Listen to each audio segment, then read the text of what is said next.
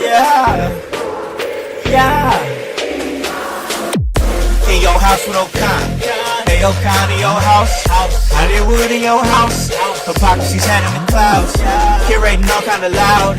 Wrestling in front of the crowds. Paragon's holding it down. Anybody can get it. Come to us for your news and opinions. We got a voice. There is no choice. We is them boys in your house making wrestling noise. Moving fast, it's like cruiserweight action. In your house is the perfect distraction. Pop us in your ears when you in traction. Get this work with some wrestling action. Smoke. What's up, guys? What's cracking? Hollywood House. In your house. We back. We ready to make a movie. I hope you guys are ready to make a movie. I hope you guys are with the shits, because we're with the shits. And we're ready to talk a little wrestling. That is right. We are back. You guys already know the vibes. Anytime we slide on through, we're here to give you that work when it comes to the professional wrestling business. And guys, we are indeed back. I am back, but I am not alone here on this Sunday house party edition of In Your House. We haven't got a chance to do this in a little bit. I've been hopping on here. I've been hopping on solo, and I've been really figuring out how to go live by myself, and that's great. That's a great thing that I'm learning to do. But now I got a chance to have my co-host back on here. He's been real busy doing his thing, and finally got a chance to bring him back on here, and that is, of course, Hypocrisy Jones. How's it going, brother man? Yo, what is up out there, household? You see what I'm doing right now. Y'all can see it, because if you look and you can see it. I'm ready for this smoke sesh. I'm ready for this house party. Conda ain't got to do nothing solo no more. I got to catch my breath, but man, I'm ready. I know that's right, man. I definitely hear it too. I hear it too. You say you got to catch your breath. You really had to.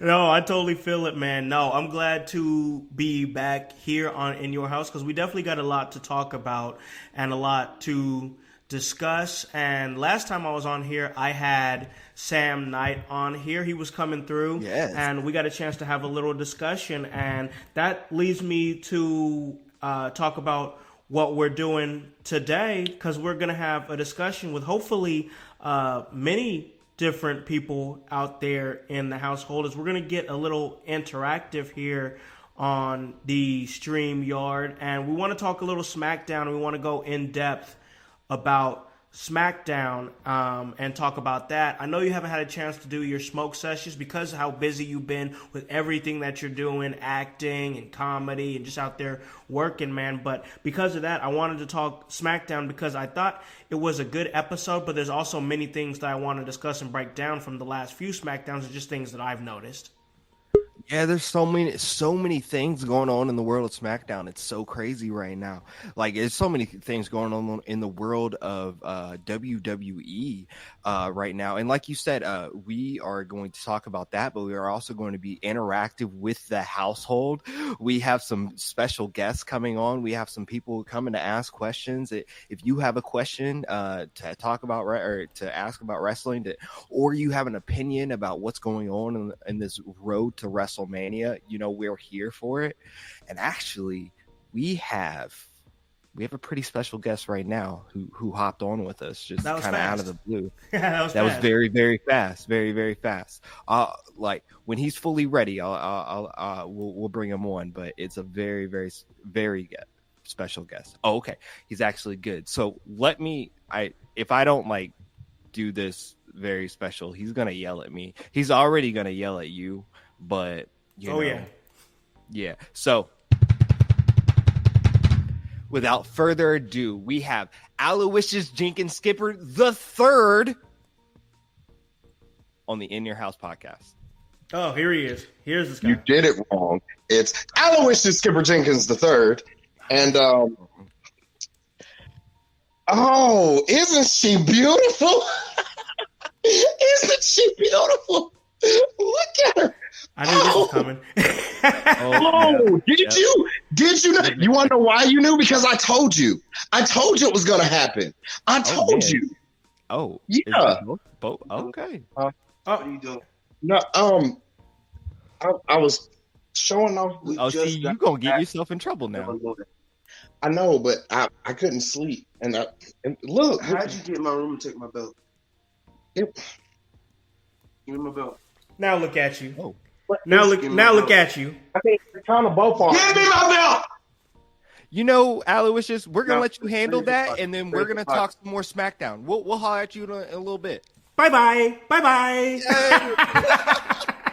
Oh man, I gotta handle that, bro. Oh man, this is the randomness that you're gonna get on In Your House. Aloysius Skipper Jenkins III, and I have to talk about it. I cannot stand that man, but I have to do my due diligence as a wrestling media personality and congratulate the Infinite Man, Tim, on becoming the new Destination 6 World Heavyweight Champion. His manager, I don't care for the guy, but Tim, he is a hell of a wrestler, a hell of an athlete, and if there was anybody that was going to take that title off the Forever Champion, hey, Tim is a great pick. The Infinite Man, hey, Infinite, forever, it goes hand in hand right there. Congratulations to Tim, new Destination 6 World Heavyweight Champion. Yo, shout out Infinite, yeah, for sure. Absolutely, man. Had to show that love to my man just because he's a hell of a damn worker and I respect the hell out of him. But we have to talk some SmackDown. We have to talk some Rock. And as I am here in the new location of the household, I'm looking at my mounted smart TV here in my studio, and in my ear here while I'm talking to you, Hype, I'm listening to The Rock, and he's preparing to give the Rock concert that he did this past Friday in Memphis. And I've been pretty critical of The Rock and his promos for the last couple of weeks, but I gotta tell you, it was great to see a Rock concert again. It was great to hear the 2003 Hollywood Rock theme. Being critical, I could be all that stuff. I can talk about how long he's being on promos, how redundant he's being on promos, but I gotta tell you, I had to throw all that stuff out the window when I heard that theme and saw him do a Rock concert, bro. The Rock concert was pretty cool, right? It's pretty nostalgic, and I mean, he came strong with it too, and it was a weird Rocky that we saw too, because he's already in this weird lane where he's kind of trying to be he wants to be evil Red Eye Rock, Kind of tweening it. Yeah, kind of tweening it here. It was kind of interesting. I liked it. What were your highlights of this? So I really feel like that with this Rock concert, it was great to see him come and, talk trash about Seth Rollins, talk trash about Cody Rhodes. He's getting real personal, bringing Mama Rhodes into it.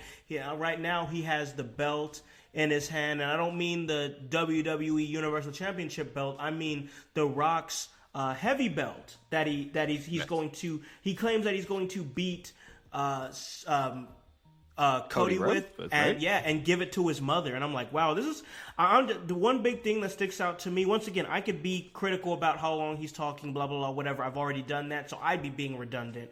But what really sticks out to me is how quickly this is getting personal. And I'm like, it kind of has to, because we are only like 3 weeks out from WrestleMania, but I'm like, we're ramping it up quick because he's bringing Mama into it. So it's like, I dig it. I dig where he's going.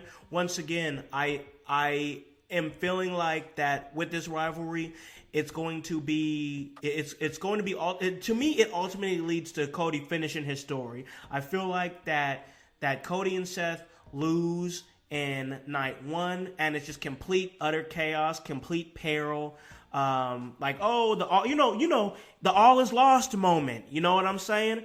We have that cliffhanger from night 1. All is lost. Cody's done. Cody's screwed. He doesn't have a chance to beat Roman Reigns now that it's bloodline rules. But somehow, some way, night 2 he comes out winning it. And I gotta say, it's a very polarizing incarnation of Rock for me. I notice he's calling himself the final boss now.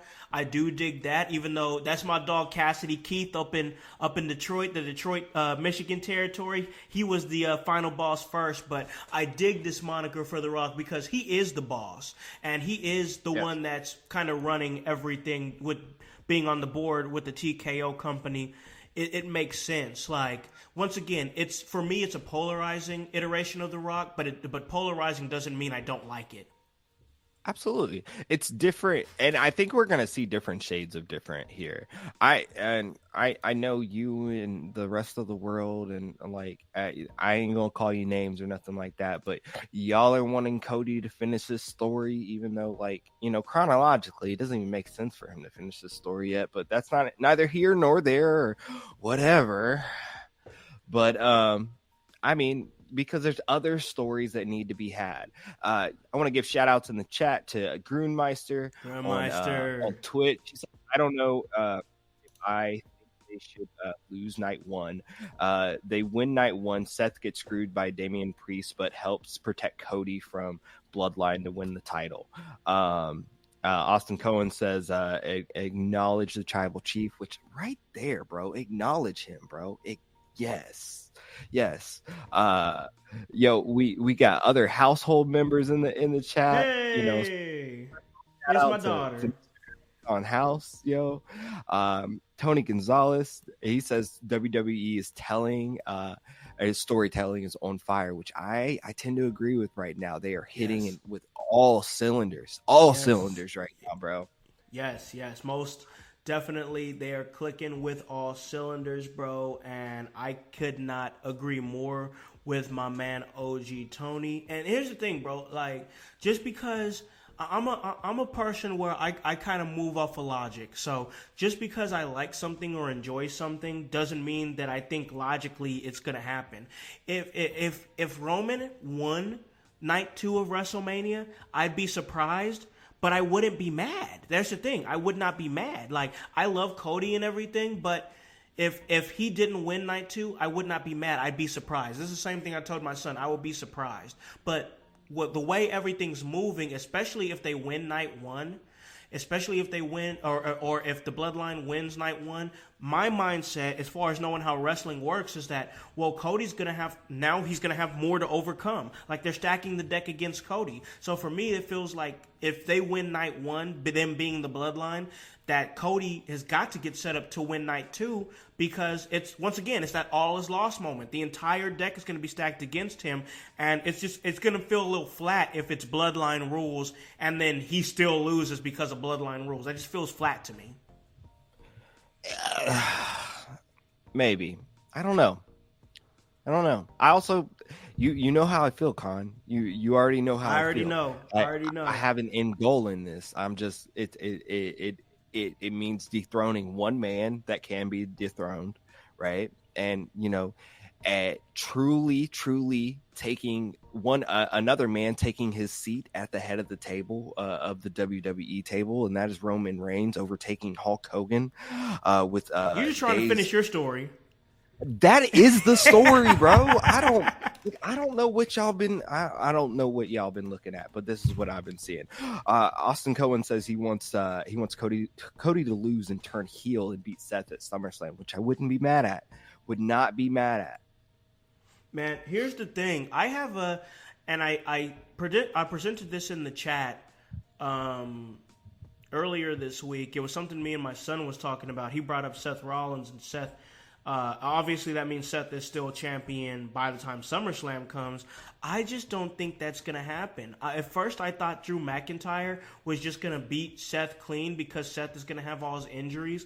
But I've since had a new theory, and honestly, Hype, I've been dying to give this theory on this podcast so we could be some of the first ones who said it. I don't know if we are going to be the first ones who said it, but I want to get it out there right now. I feel like that Seth and Drew are going to have a war, Hype. It is going to be an absolute war, all right? Yes. That is going to see Seth squeak by. Like, look, if you guys out there in the household, look at my fingers here.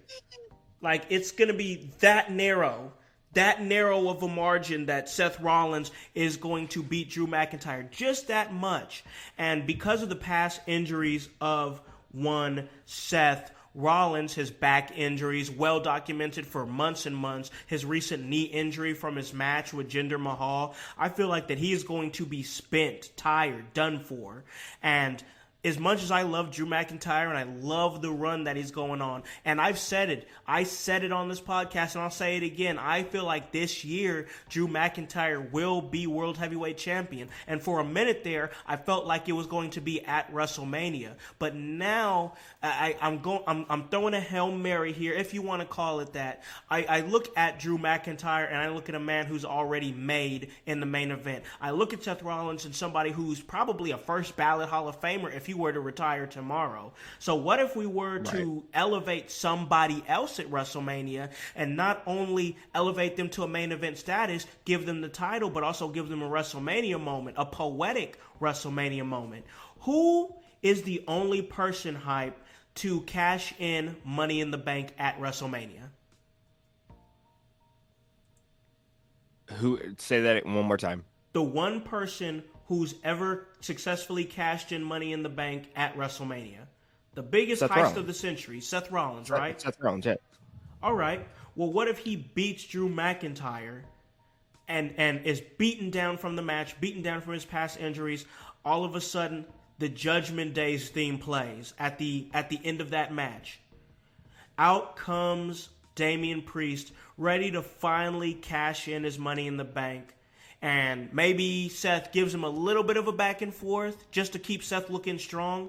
But ultimately, south of heaven, 1, 2, 3, you have Damian Priest, the new World Heavyweight Champion. You gave him a WrestleMania moment. It's poetic because the only person to have ever cashed in Money in the Bank at WrestleMania gets cashed in on himself at WrestleMania.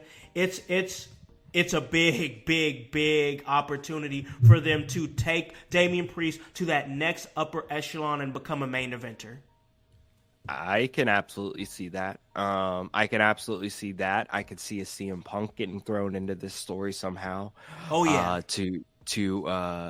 To distract Drew, to lead on to whatever they're going to lead on to, because I don't think those two individuals necessarily need a championship in order to feud. I'd like to see them feud without a championship. So if that's where we're headed after WrestleMania, Drew and CM Punk, maybe. I would love that, especially the poetic justice of Damian cashing in on a barely miraculously victorious Seth Rollins at WrestleMania. That would be absolutely chef's kiss. Yeah, I agree with that. Rinmeister says he wants to see him stealing it from Drew. So yeah, he definitely agrees there too. Yeah, man. I just feel like that Drew being there is the victory. I like. He obviously was our champion during the pandemic era and did a great job. I love Drew McIntyre. I really do. I think he does a great job. He's doing a great job. Everybody knows there was supposed to be Seth Rollins versus CM Punk at this year's WrestleMania. And Drew McIntyre, we don't really know where he would have fit in had that injury not happened. But I gotta say, that man slid right in when opportunity presented itself, and he has been eaten up lately, bro. So I do think he will be World Heavyweight Champion, but just not at WrestleMania. Yeah, maybe not. And I don't know. So we were talking about The Rock. The Rock keeps saying he's going to just get rid of that belt, the World Heavyweight Championship belt. So like, if that's a real thing, like, I don't know if that's like, or if it's just a heel tactic to say. Yeah. But if that is a real thing, we may be just looking at a universal title scene. And I would assume that at least after, we'll say, Survivor Series, we'll get a lot of change of hands after that.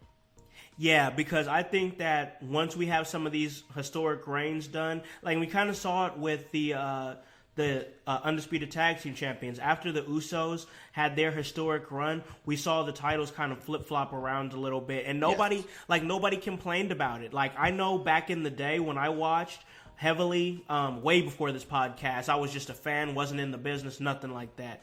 I know people complained about flip-flopping titles, but I feel like after you have a historic title reign, like a long title reign, I think the title kind of flip-flopping around like 2 or 3 times within a calendar year is not a bad thing. Yeah, I mean, if we're being real and we're talking about titles changing hands, it looks like Sami Zayn is about to be a great intermediate, intercontinental championship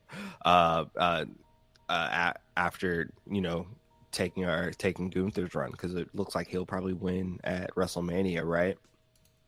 It looks like it. It looks like it will, but man, I gotta bring up. I'm glad you brought that up, because I want to get your thoughts on some people kind of rejecting Sammy a little bit, not because they don't like Sammy, but because they thought Gable should be in that spot. Oh man, Gable's story was so good though, right? And I'm sort of inclined to agree, and I wouldn't be mad if Gable gets added to this spot. For WrestleMania too, because his story is just as good as Sammy's, right? But if we think about what we've been asking for over the last 2 to 3 years, right? I know Sammy got that main event spot at Elimination Chamber last year, his home country, but he did not win the big one, and this probably is his consolation prize for that, is to go on a probably medium reign intercontinental run, and then maybe work back in that main title picture, right? And Grandmaster says he's on the side that he was heartbroken to see Gable lose, but he doesn't hate Sammy over it either. And I agree with that, man. I would even is Gable, because I know we just heard on this past week's SmackDown they're gonna have a triple threat match for the United States Championship. Randy Orton, Kevin Owens going up, and they're gonna be going up against Logan Paul for that United States Championship. Is that would throwing Gable in the mix for the IC title be too much, or do we want Gable to have his moment a little bit later on in the year? Because I do feel like that Gable's gonna sniff up on that IC title at some point. Oh, I think Gable's time is coming. But I don't know if Gable's time is coming as a babyface, if that makes sense, right? I feel like this is going to be the arc for Gable, is that he may fail a few times and fail in the eyes of his daughter. That's the story that's being told right now. And then maybe his whole world crumbles from there, but he builds back from that. But builds back as a heel, uses all that pain, uses it for revenge or something like that. I don't know. That seems like a WWE sort of thing to do with a guy like Gable in his spot. I wouldn't want to change his character, but like that's what I would assume that is going to happen. A lot of different options that you can go with Chad Gable. I do, and because we're in that time now, bro, where We're only looking at the small picture here, because we're 3 weeks away from WrestleMania, and because we're only looking towards WrestleMania, we're not looking at the things past WrestleMania.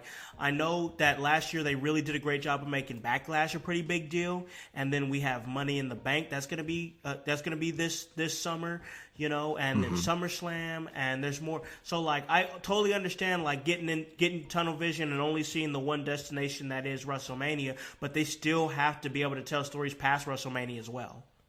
Absolutely. Grandmeister says, we're getting Gable as IC champ. I don't know what kind of path we could see for him to get there, but that's kind of what we were just talking about. I think me and Hype both kind of see it, but they might have to kind of tweak some things to get him there. Yeah, I think that's what's going to ultimately end up happening. I don't know if maybe they see Gable as the ultimate baby face, because sometimes to be the ultimate baby face, man, you got to be able to be the face of the company, and I don't know if they see Gable as that guy. And that's not to knock him or anything else like that. There's just a lot of guys in front of him that would probably fill up that role slightly better than him, in my eyes. Hey, I want to invite everybody that's listening out there. We sent the link out. If you'd like to hop on with us on this podcast, feel free to jump on. Yeah, if you have a question, we'll let you ask it, and then we'll go from there and whatnot. But feel free to jump into this house party with us, man. We want to make this the most interactive as we can. So Yes, most definitely. And of course, we're going to get the podcast out to you guys on Apple Podcasts and, of course, on Spotify. But we want to stay here with WWE. And I want to talk a little bit about this six-pack challenge here, the ladder match for the Undisputed Tag Team Championships. And this is an announcement that they made on Monday Night Raw, but it's spanning throughout both shows, so it's still SmackDown news too. I want to talk a little bit about this. It's kind of, I think that it's like kind of tournament style. Like for me, it almost feels a little bit overly convoluted as far as how we're getting there.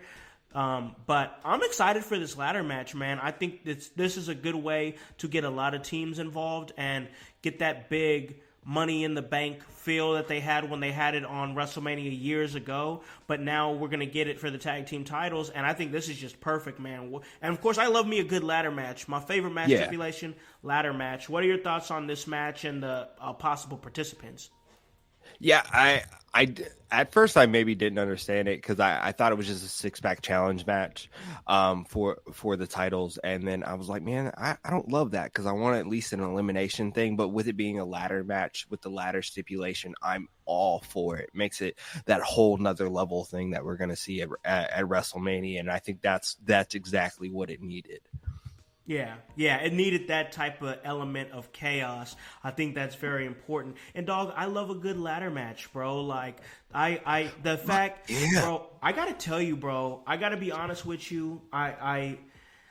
We got about 10 matches set, and I'm gonna pull them up here in a second. I'm gonna go ahead and let you vamp for me and give some of your thoughts on some things. But I gotta tell you, man, these matches that we do have set, this looking like a cold WrestleMania, bro. Yeah, WrestleMania is. What do we have here? Let me try to pull these up as well. It's looking like a cold one, bro. I know we got the Usos that just got set up. Jimmy accepted Jay's challenge on SmackDown. That's going to be great, man. I got to tell you, I'm really, really excited for that one. What's your thoughts on that match there, the brothers match? Because you actually put something in your house group chat, and it was a really good point. It's been a 15-year span. So actually, you the one who found it. So go ahead, break it down for me. Break it down for the household. Yeah, I saw that this is about around every 15 years they do a brother versus brother match for WrestleMania. So the very first one was Brett versus Owen at 10, I believe. Yeah, 10. And then they did what was the middle one? Oh, it was the Hardys in WrestleMania 25. Yeah, the Hardys at 25, and then the Usos at 40. So like math adds up every 15 years, brother versus brother, and I think this is going to be amazing. Now, all right, so here's what we got here. We've been building up to Jimmy versus Jay for what, like 2 years now? Yeah, it's been coming. And they've been on the same side. They've and they've turned on each other. But eventually, everything in the bloodline is going to break down. And if everyone else is right, and if this is Cody's time to finish his story or whatever like that, then this will be Jimmy's time to break down, right? So do we get reconciliation between the brothers at 40? That's a good question. There would be a WrestleMania moment okay, all right. Let me ask you this, because I think I got an idea. Who would you book to win this thing if you had the pin? Oh no, Jay wins. Okay, he's main event Jay Uso. I'm in agreement that Jay's got to win it. Jay's got to win it. He's the little brother, and then Jimmy. Oh man, I'm starting. Jimmy finally acknowledges Jay.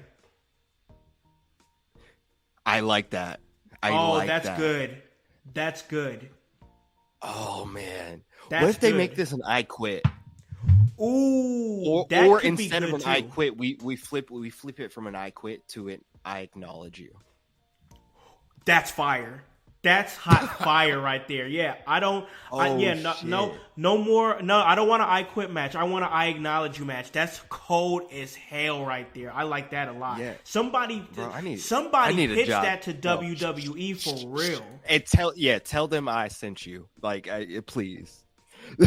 Yes, because that's a cold I idea. want an I Acknowledge You match. That would be the coldest shit in the fucking world, bro. I agree.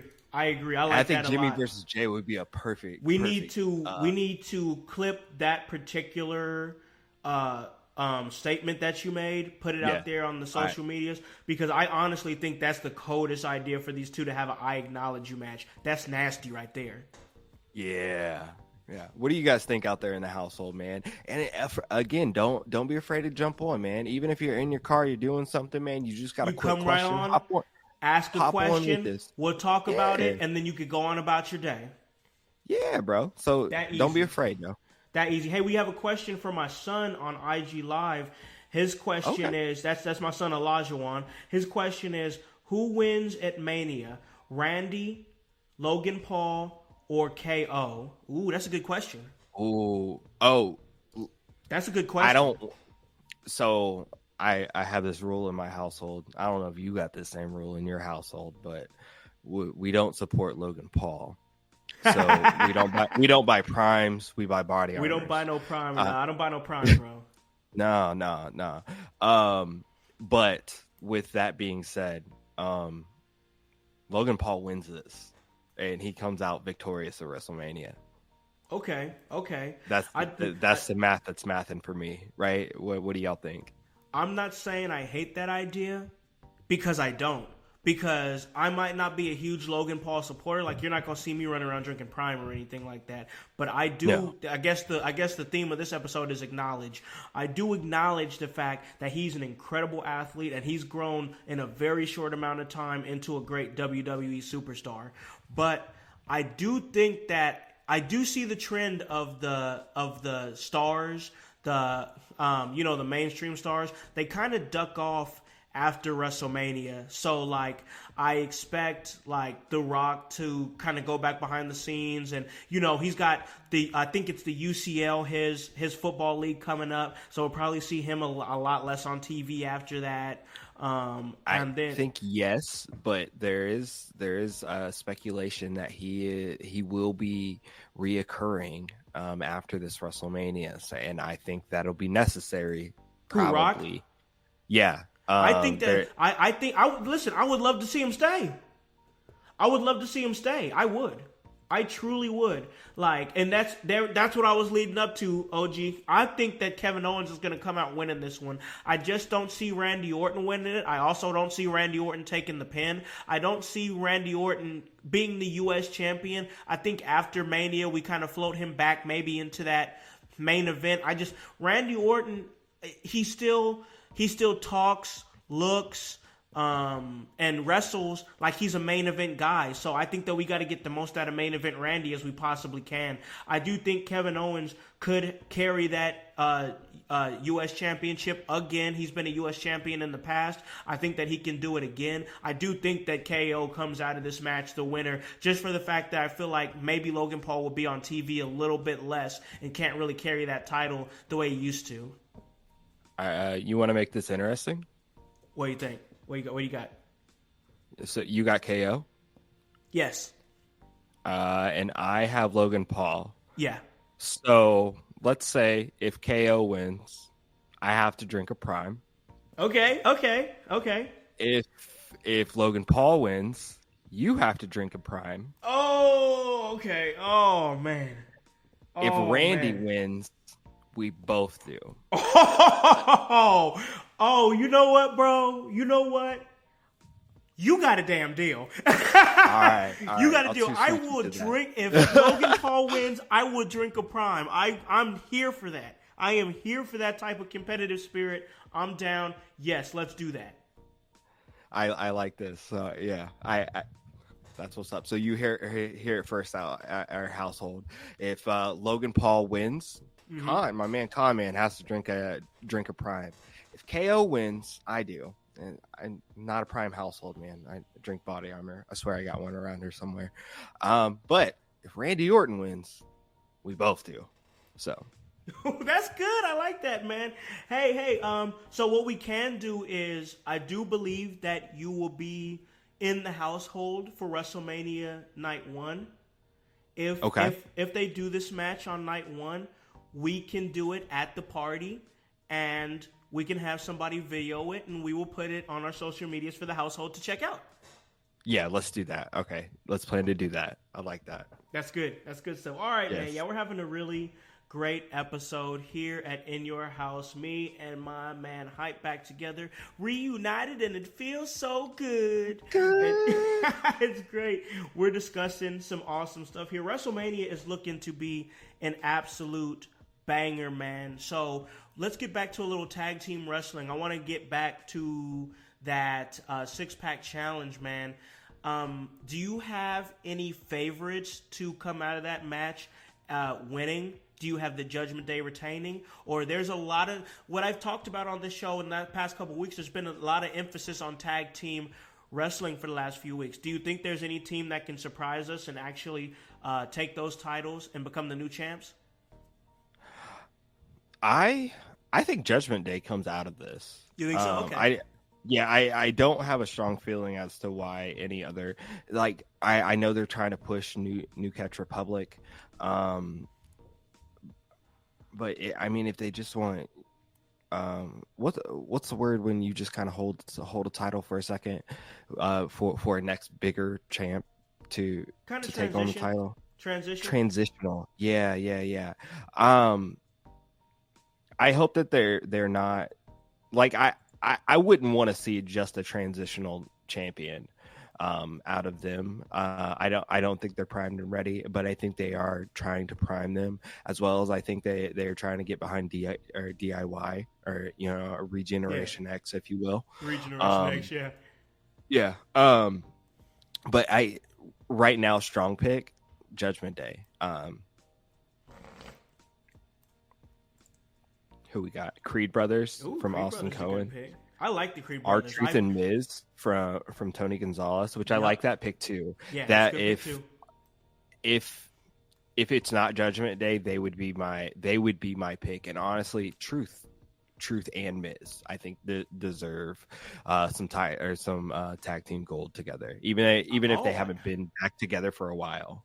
Oh, I agree. Because if it's not, I only had two picks because I feel like my thought process is that Judgment Day is safe pick, bro. Is losing.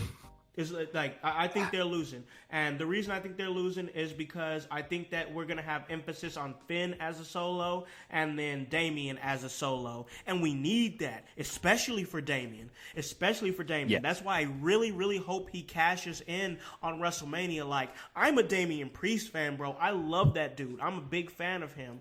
Like, I'm watching him. Who's to say Damian Priest?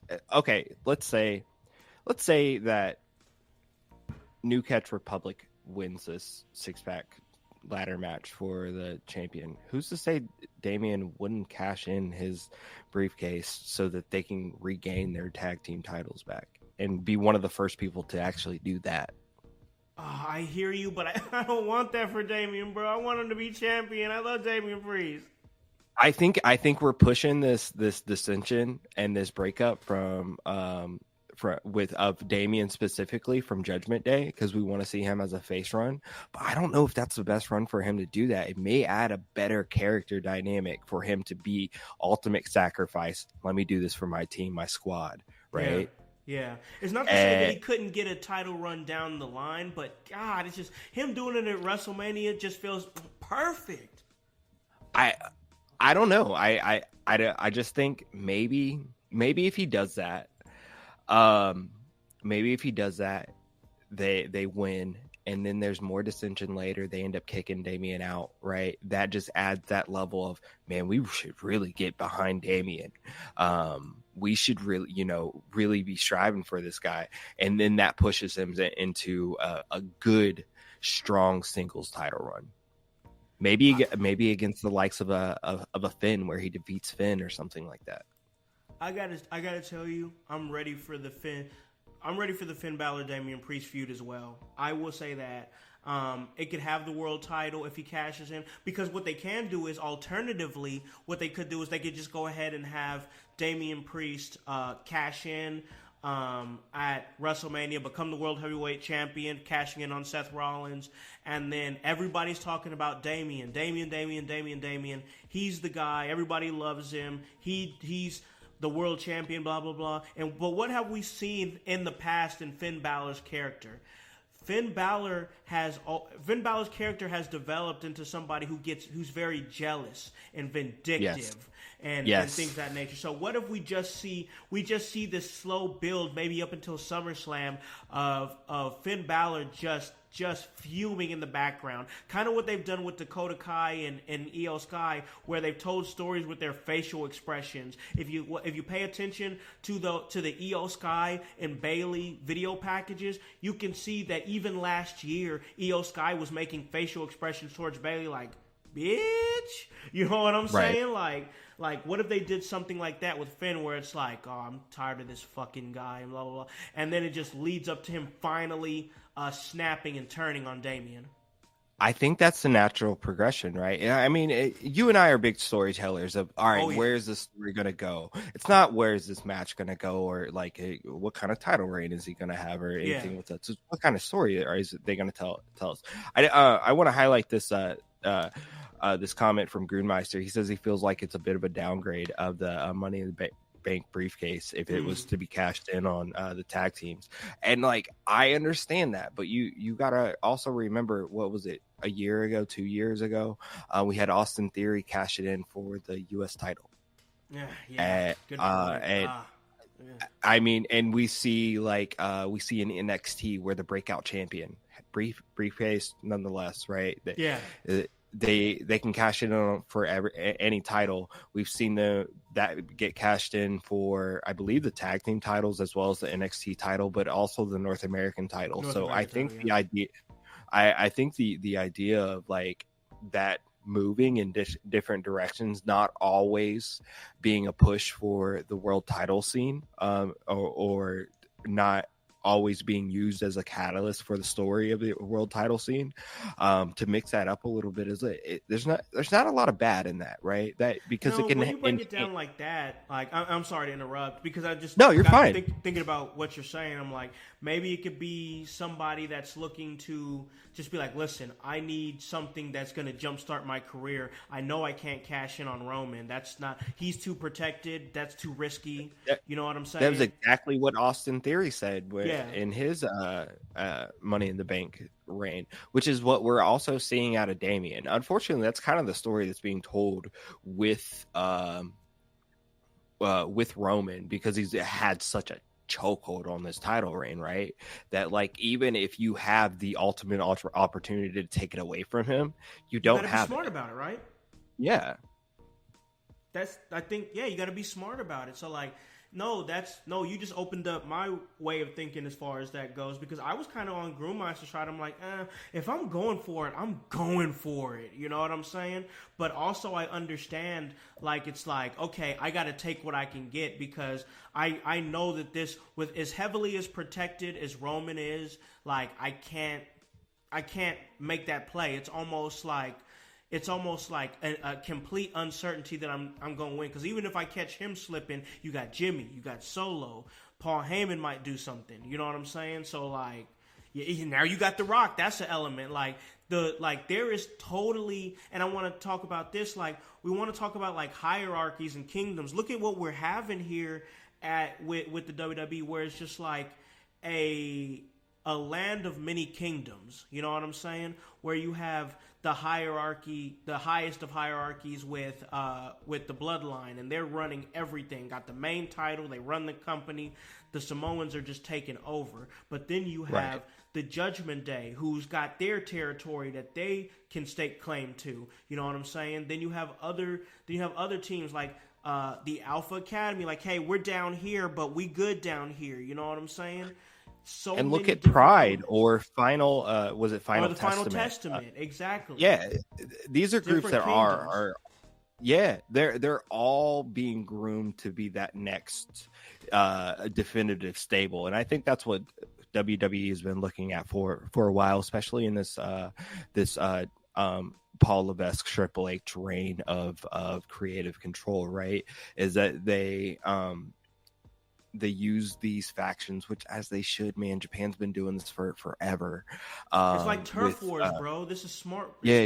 Yeah, absolutely. And they're also developing this in NXT. You got to look at like where the Street Profits came from, or now where the family is, you know, like and how big that can potentially be, especially when it crosses over to the main roster. Oh yeah, I agree with that. There's definitely I could sit up here and praise NXT and what they're doing right now for the entirety of this podcast, just because it's a lot of good stuff. But I got to tell you, man, this turf wars that we're having, it's really good, and we're leading into a really good Wrestlemania. I mean, we talk about stables and everything. Stables are not just good to have stable wars against each other, but look what we're seeing with how a stable like Damage Control is affecting Bayley's push, and how Bayley is becoming a bigger star from having the numbers against her. The biggest thing about Bayley is that it's kind of like when Jey Uso went to Monday Night Raw. You know what I'm saying? And you've pissed off so many people that like you're standing on your own, and you have to have your own back in a locker room full of stables that are watching each other's backs. You know what I'm saying? That's not really a situation that you want to be in. You want to try to find people that you can align yourself with, that you can trust, because that's what everybody else is doing. It's like you don't want. It's like being in prison, bro. You don't want to be on your own. You know what I'm saying? You don't want to be by yourself. No. Yeah, you want to at least have a couple people with you that have your back or something like that, man. Like you cannot be out there in the wild by yourself like that. Exactly, and that's what we're seeing with Bayley, and that dynamic that she's having with Damage Control, where Damage Control is going to take her out every time, and Bianca Belair is like, I ain't messing with it. I am not messing with it. But of course, we have Naomi, who has not been there and is not seen. This was just great storytelling, the way they tied Naomi into this. And I hear you people out there on the internet, oh well, Naomi just went to WWE and now she's jobbing to Tiffany Stratton on SmackDown. No, man, she was a big star on TNA. Why? No. Look at the bigger picture, y'all. They are leading to more for Naomi. Yes, she's putting Tiffany Stratton over because Tiffany Stratton needs to start gaining victories, guys.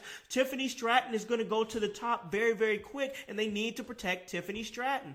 But Naomi can take these losses because Naomi is telling a bigger story, getting involved in Bayley's stuff. Please stop saying that Naomi is a jobber, because she's not. You're just seeing it from a small scope. She is building to something. She is just helping other talent along the way while she's building to what she's building to. So I just had to get that out. I had to. We're going to see how Naomi has Bayley's back in this. And I mean, Bayley's going to Bayley. I don't think this Bayley face turn is going to be a true face turn. Bayley's always going to be herself, right? Or at least this version of her that she has been. Yeah. Whether she kind of tweens in this or whatnot, like, I don't think that she will truly have Naomi's back the way Naomi has had Bayley's back in this. And we see that, like, Grimmeister says that they need 2 more people, which I think those 2 people will probably be looking like Bianca, maybe, and maybe Jade come to Bayley's aid somehow. At least that's what it's looking like to me. But I think she's going to have help, and she's going to have backup, and she's going to find allies and people that she didn't really realize she had allies in. Yeah. And this is such an interesting story with Bailey that they're just kind of like pushing back, right? Like we don't see a lot of coverage about it. Like we don't see a lot of things. Like it's not the most highlighted of story, but man, it has so many different layers in it. Oh God, and they just keep adding to it, and it's just like, give me more, feed me more of this. Dog, for real. Like this is, and I think honestly, Hype, I think it's designed to be that way. But this is underratedly one of the best stories that you're going to see on wrestling television right now. Hey guys, it's Hollywood. Hope you guys are appreciating this great episode that we're giving you. Myself and of course, Hypocrisy Jones. But guys, we're going to take a break real quick. We're going to pay some bills. And when we come back, we're going to continue this great discussion.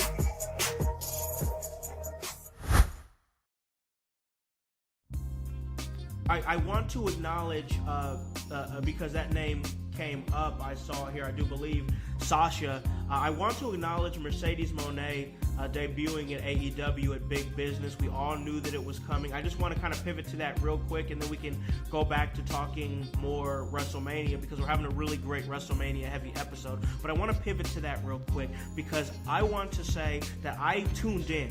I haven't been watching a whole lot of AEW lately, but I tuned in because I love Mercedes Mone. I loved her Sasha Banks run in WWE. I love that she followed her dreams and went to Japan, because she's a huge fan of Japan. I am a fan of Sasha Banks's journey on her own. As somebody who can relate to somebody who came up in the Midwest and didn't have many friends and just had to sit up there and watch wrestling. And she watched a lot of Eddie Guerrero. I watched Eddie Guerrero too, because I watched a lot of WCW. She's a little bit, I think, a little younger than me. And then to see that Midwest kid, Boston kid, I'm sorry. She came up in the Midwest, but she later moved to Boston. To see that kid become not only a great wrestler in the WWE and have everything, and I don't feel like she got everything that she should have gotten in the WWE, and I think she feels that way too, and that's why she left. And then she went and, they left the way they left, and then left a sour taste in a lot of fans' mouth. And there's still a lot of people that just cannot stand Mercedes Mone, and it's weird hate to me. But she's gone to Japan and done that. Now she's in AEW, and honestly, I'm excited to see her run and what she's going to do.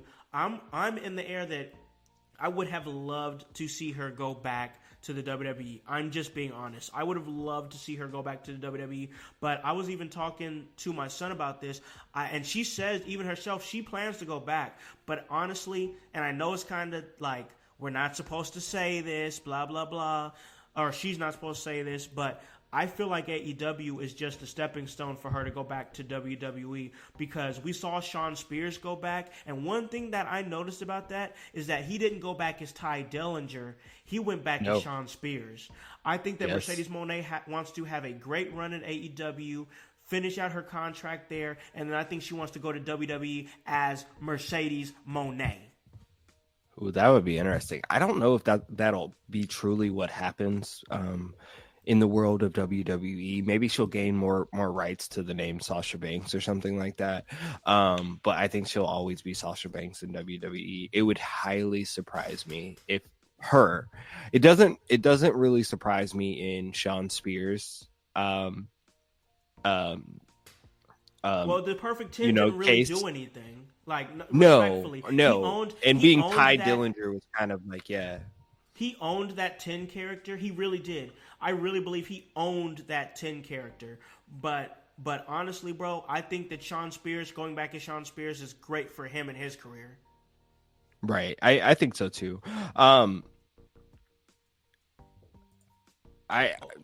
Cohen also agrees that he doesn't think that she can come back as anything other than Sasha.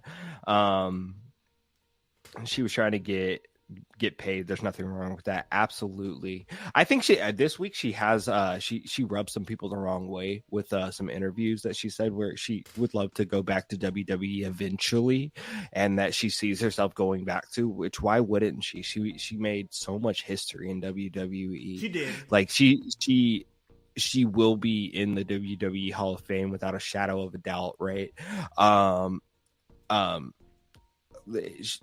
you know, the WWE owes her a lot, especially with the women's division. I mean, her and Bayley and Charlotte and Becky Lynch, but also, you know, names like Alexa Bliss and even the Bella Twins and things like that. Like Liv Morgan, they were all a part of that. Yes. Bianca Belair. Yes. We can keep going, dog. Naming. This is the greatest generation of women's wrestling ever. Absolutely. And I think she will bring an absolute, she can bring an absolute light to women's wrestling in AEW. You guys want me to be real? You want me to be real right now? Because I'm about to be real too. Go, because I'm about to go right after you. I don't know if her AEW reign or run will be great. And it's not because she's not great. It's mainly just because AEW has not shown any inclining of being able to produce great women's wrestling on their mainstream television. Come on, somebody. Fight me on that. That's what I'm saying. Like, and here's the thing. I'm sorry, y'all. I know you guys love AEW. I'm not hating on AEW. I watched AEW this past Wednesday, and I thought they had a good episode. I'm going to say that. I'm not hating on AEW. But the best women's wrestling is within World Wrestling Entertainment right now. I just named you at least 8 or 9 names. And honestly, I love Mercedes Mone. I do. And I want to see her go compete with the best. And the best is in WWE. You know what? I love Timeless Toni Storm. I want to see Timeless Toni Storm compete with the best. I want to see Toni Storm go to the WWE as this character. I'm sorry. I want to see the best compete with the best. And the best is in WWE for women's wrestling right now. I said what I said. I said what I said. Facts, bro. I mean, we're not. I don't think we're being too bold or being smarky when we say this. Like, and I'm not saying there is very good women's wrestling in the world of AEW, but I'm specifically on their mainstream television. It's not there. It's not highlighted very well. This past Wednesday was great. Main event with having a main event between Willow and was it Rio? It was Willow and Rio, right? Yeah. Yes. And having Mercedes come out at the end of that to kind of help Willow. But I mean, AEW does great with Ring of Honor, but nobody sees that. Nobody sees what Athena's doing, but she's had a great reign here soon. I'd love to see this iteration of no more Ember Moon and no more Sasha Banks face each other, because this will be a kind of a first time for Mercedes Moné and Athena. Yeah, I'm sorry. But I'm scared. And I bet in about 4 years she goes to WWE. That'll just be facts. Hey, once again, I know we kind of hurt the AEW fans' feelings a little bit, and I understand but once again, that main event that they had that led to Sasha Banks, or I'm sorry, Mercedes Moné coming out. I do believe that it is an effort to try to elevate that women's division. But I'm saying right now, it's not even close between AEW and WWE. It's not even close. I would put Impact as second behind WWE, and then I would have I have AEW third. I mean, it just is what it is, and I just hope that the improvement continues and we can continue to trend in that direction. But I got to tell you that I do believe that when I think of Mercedes Moné, and then we're going to get back to WrestleMania, when I think of Mercedes Moné, I just think of a star player trying to get on a team so that way they could, hoop and put up the best possible stats possible, so that way when their contract year comes up, the big dog will look at him and be like, hey, you can help us win. Come on over here. You know what I'm saying? Like, we see it many times in sports. Absolutely. And I think that Mercedes Moné, she is, of course, the CEO. She's a businesswoman. So why would she not be like, let me just ball out on AEW for a few years, and then when my contract year comes up, I'll ball out real hard, get my stock way up. WWE will have to take notice, and boom, I'm where I want to be at, back with the Four Horsewomen and main, trying to headline WrestleManias again. Just like Mr. Gonzalez says right here, NXT is better, and absolutely is. Agreed. I just kept it under the WWE radar. I just kept it under the WWE radar, but he is right. He is right. Yeah. NXT's been killing it for a while, and that's and it's been secretly killing it because people stopped watching it after the 2.0 thing, but so much better, and it's gonna get, and CM Punk's gonna run it eventually if he doesn't have backstage heat with Booker T. Yeah, I don't know what's going on with that. Like, come on, it's an interesting story. What are we doing? What are we doing right. here? That's crazy, but it's all a work. I'm sure it's a work. I'm sure it's a work. He just said he just want to talk. Yeah, I know. But I gotta tell you, man. Getting back to SmackDown here, I'm just seeing that these shows are some really, they're really doing great shows, and I talked about it with Sam a little bit on the last show. I think this is either the 7th or 8th sellout for WWE shows. Brother, they're cooking with gas right now. Absolutely, man. Look, it has to be from the stories. It has to be from the names, man. Or The Rock is absolutely killing it. Him being back is just doing numbers, mad, big numbers. Not to kick it back to AEW, but those things aren't doing numbers right now. They said Mercedes, although 10,000 in Boston, very good. The social media numbers are not even reaching 1 million, but you look here at The Rock's 20-minute, 9-minute long promos, cutting old school promos on Cody and his mama on YouTube or X or whatever, man, and they're doing millions and millions of views, man, and it's just just cooking. If you can't smell what WWE is cooking, I don't know what to tell you, bro. Listen, man, it's just crazy to me because I'm glad you kind of brought that up because there was another thing I kind of wanted to talk about, and I hope that we have some of our great commenters here. OG Tony is here. We got Austin over here. Grandmeister's been riding with us. I want to talk a little bit about Hold on here. Mr. Gonzalez says, but that's not wrestling. I want you to elaborate on this comment for us, man, on what you mean. I want to know too. Because I want to know if you're being for real, or you just or if you poking at the AEW or the Smarty Smart Marks. Oh man, I love it. But I want to, and you talk about Smarty Smart Marks, man. You keep teeing me up for these segues here, bro, and I'm loving it. That's what I do, brother.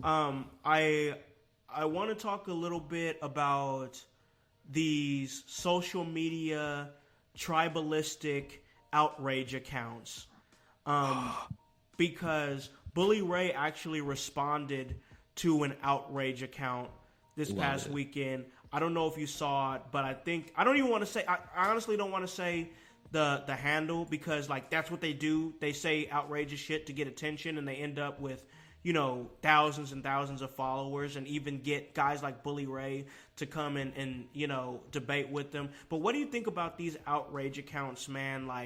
Do you like to just watch the chaos? Or I know for me, I just sit up there and be like, ugh, you're really just having all these, and it's one thing if you honestly feel that way, but I think some of them just kind of use whole lot of hyperbole just to get people pissed off and talking.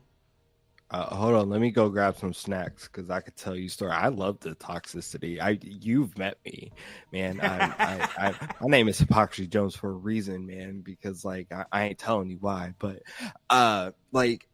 I love the toxicity, man. I'm a child of Usher and Kanye, bro. So like feed it to me, give me more, but like I'll feed for this. I don't love that it's happening. I think it's craziness, but man, give me some popcorn and a drink, man, and I will scroll, screenshot.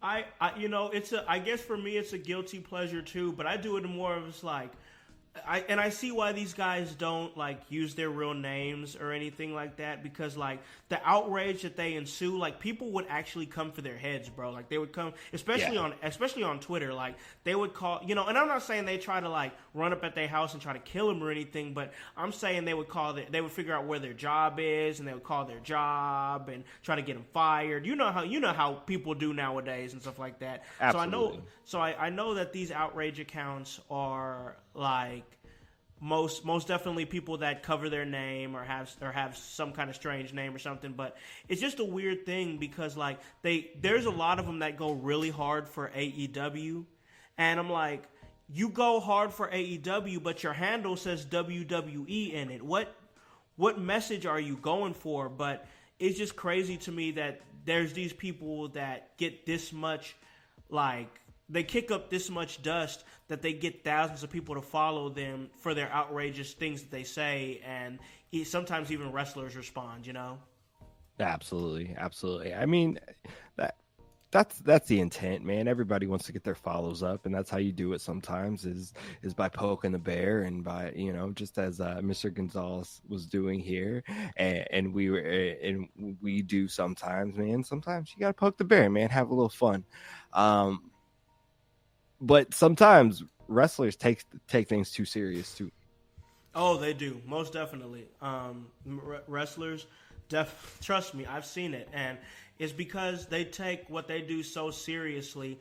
And I think that from a fan's perspective, like they don't look at it the way a wrestler sees it, because they look at it as this hobby. You know what I'm saying? Like a fan looks at it as a hobby. It's something that they do to, maybe harken back to their childhood, or maybe try to escape their, reality, things of that nature. Right. And those are all okay things to do, but wrestlers think about it differently. Like, yeah, they did it because they loved it as a child, but also now a lot of these wrestlers do it because that's what's putting food on the table.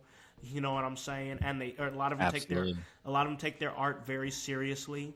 So it's like that weird mix of, okay, I am the artist and you are the spectator, and you have this take on my art when you've never held the canvas or the brush, so it's a weird relationship between those two. But I just wanted to bring that up real quick, just because it's seeing these outrage accounts. It's always an interesting thing in wrestling, kind of like podcasters. Like podcasters Absolutely. aren't always, we're not always smiled at fondly by people in the business, but we do it anyway, No. So it's just this weird thing that I wanted to bring up and talk about. But one thing that we didn't talk about is another match that was set up at WrestleMania 40, and that's LA Knight now going up against AJ Styles. Yeah, and I didn't want to not talk about that one, but I didn't want to not talk about that one because I think that's going to be another one of those sleeper matches that's going to be really damn good. What's your thoughts on what we could see from LA Knight and AJ Styles at Mania? Yeah, they're gonna beat the shit out of each other. Like I don't know why I have this feeling, but they're going to beat the shit out of each other, and it's more than an it's like they are going to absolutely demolish each other, and like it's like I feel like you are right. They both got something to prove, and they're gonna prove it at WrestleMania this year. AJ Styles is gonna prove that he ain't dead yet, and LA Knight is just gonna keep on proving to people why that his meteoric rise has been so hot and fast and rising, man. I think, man, that's going to be a good match. So it happens in wrestling all the time. We see it all the time, and now we're starting to see that effect now on LA Knight. At least I'm seeing that effect that I've seen on social media, and that is that... You still there with us? I'm here.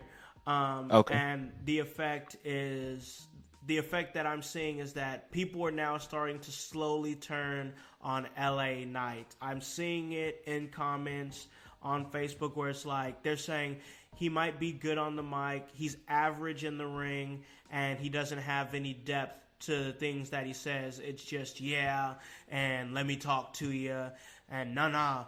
And I'm like, oh no, it's happening. That slow turn against LA Knight is happening now, man. I've noticed it. I've anticipated that it was coming. I thought it would happen after he won a title, but now it's happening now, man. I don't know if you've seen it, but I've kind of been scoping comments and seeing that slow turn is beginning to happen. Oh, I haven't seen it, but I knew that it was going to come eventually. It comes with everyone. Everyone starts to get that turn, and hopefully, WrestleMania is a time for him and for AJ Styles to both turn that level up and to show and prove, bro. Because that's the stage. You got a WrestleMania match. Yeah. I mean, that's the stage. I Bianca ain't even got a WrestleMania match. Exactly, bro. Like, it's crazy to me because, like, AJ Styles has just been floating around the mid-card for, like, a long time now that we forget. AJ Styles is AJ freaking Styles. Like, yeah. Can we please not forget that this man is literally one of the best overall performers in, like, the last 20 years? Like, and let's not forget that even though you guys see LA Knight, let's not forget that guy's freaking Eli Drake, who had fantastic runs in TNA and NWA. Let's not forget who these two men are. So if you guys want to be like, oh, well, AJ Styles isn't doing anything, or LA Knight, he's just a catchphrase now, blah, blah, blah. Right. Watch what they do at WrestleMania and just watch. Let the artists create the art, because I promise you, those two know where they're at. I don't think that AJ Styles and LA Knight thought that they would ever wrestle each other at WrestleMania. Seriously? No. These are two guys that floated around the indies for years and years and years. They probably never thought that they would meet each other on this stage. Watch what they do. Watch what they do. That's all I'm going to say. Oh, just like Groomeister says here, if you have a bad match with AJ Styles, then you ain't good. And he says, I'm confident this match will shut up the naysayers. As am I. I think it's going to be a really good match. Agreed. I don't know what else to say more than that, because there's another match that we definitely want to talk about. And that's a match that we were talking a little bit about how this great women's roster is and how it is the best of the best, literally the best of the best as far as women's talent and people involved. And we talk about Rhea Ripley and also Becky Lynch. They're going to be going up against each other, and that match could literally be amazing, bro, as well. Absolutely. We're slowly wrapping up this podcast here, but we have a guest out there in the household we're going to bring on. Yeah, this is Jason M. He's going to ask us a question, and then we're going to close out of here. What's up, Jason? Oh, nope, don't want that. Oh, we got. You never know what's gonna happen when you go live like that. So, absolutely. Thank you, Jason M. I was. That's exactly what I wanted to see. Yeah, that was something. Man. Was something. Thanks, so man. Rhea Ripley and Becky Lynch. That's gonna be a really good match, I do believe. They're starting to slowly tell this story here with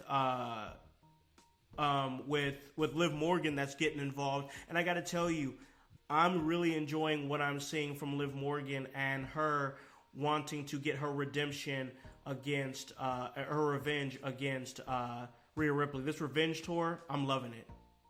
Absolutely, yeah. I think it's gonna be, I think it's gonna be great, and I think we're gonna see more of it. And we're gonna see it at WrestleMania. Probably, I bet we'll see her stick her nose into Rhea and Becky some more. So, oh, most definitely. I think it's gonna be. I think it's gonna be a good match, man. We talked a lot of great matches here. We talked pretty much the entirety of WrestleMania, man, and it's been great. It was good to get you back on here and have this great episode, man. But we got to get on out of here, man. Once again, a great episode. We enjoyed the interaction that we had in the chat. We love it when you guys do that. So let's Absolutely. do Thanks this for jumping again. in with us. Yeah, we appreciate it. I'm going to be coming back Tuesday with my solo shot, talking a little bit of Monday Night Raw. Excited to get back to that on a regular basis now that I'm in the new household and we're starting to get very well settled in. But what do you got moving, bro? I know you got a lot of things to do. Once again, you've been working, you've been acting, you've been hitting the stages as a comedian, bro. What do you got moving? Let the household know before you slide out of here. Yeah, absolutely. So right now we have our Kokomo Press presents open mic nights at Cooper's Pub in Kokomo, Indiana. If you're in the area, come through on a Thursday, man. It's free to join us. We do 5-minute sets for an open mic. We have 15 slots, so if you want to come in, just let us know. We'll put you in. We'll put your name down and. You can do a set with us. But we also have on March 23rd we have a big showcase show at Cooper's Pub. We'll be upstairs. Be $10 cover, 2-drink minimum to come through. But we have a very special showcase where myself, let's see, I don't have a picture, or I don't have a thing, but we have myself, Jordan Granger, Brian Allen West, as well as Ray Hensley, Austin Fry, and Julie Heckman are going to do some great comedy for you. So if you're in the area, the Kokomo area, come check us out. Follow the Kokomo Press. Follow me right here on In Your House, man. Not hard to find. My name's Hypocrisy Jones, and you can find that literally anywhere you can spell that. Man, of course, we always appreciate you sliding on through and having a great discussion. I thought this was a fun episode. We had a real fun episode. Absolutely. You know what I'm saying? Yeah. We got a chance to talk about everything WrestleMania. We got a chance to see a little action. Thank you once again, Jason M. That's exactly what I needed. But we had a real fun episode, man. And we're gonna slide on out of here. As for me, this Saturday, I'll be debuting in Indianapolis. That's Wrestle Arch 16. I'll be doing some backstage stuff and backstage correspondence and helping out with promos. I love to do it. I'm excited for this show, and that's this Saturday the 23rd. You can go to WrestleArchTix, TIX.com. Doors at 5, bell time at 6. It's at 5505 East Washington Street. That's the Irving Theater. It's going to be a great, great show. We're going to see a lot of great names and a lot of great talent, such as Jordan Dye, such as Apollo Star, Alice Crowley, some of the best local talent that you're going to see. Guess what? They are going to be there, and I will be in the building doing some work and doing what I do to contribute to professional wrestling. So, guys, we're going to slide on out of here. This was a really great episode. And, of course, you guys already know that there is a spider, apparently. Thank you, Alayla. I'll handle that in a minute. Save us, please. You guys can follow me at In Your House. That's HOWSE. And, of course, at The Hollywood House on IG and Hollywood House on Facebook and on Twitter. And, guys, make sure you spell my name right. That's HOWSE. And the W stands for work. So, guys, really appreciate you guys sliding through. Make sure that you tell a friend to tell a friend to tell a friend to hop on this bandwagon. Get on or get gone. Because the household, we are still going mighty strong. You guys have a great day and a great rest of your week. Peace.